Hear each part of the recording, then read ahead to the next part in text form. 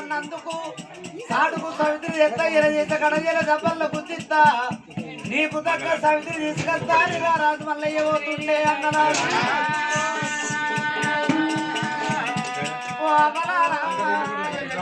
హౌసులోడు మెచ్చిన బంగారం అన్న కావాలి అత్తమావ మెచ్చిన కోడలు అన్న కావాలి అంటారు నేను వస్తే అత్తకు వీరాలు జనం మంది తక్కువ ఉన్నారు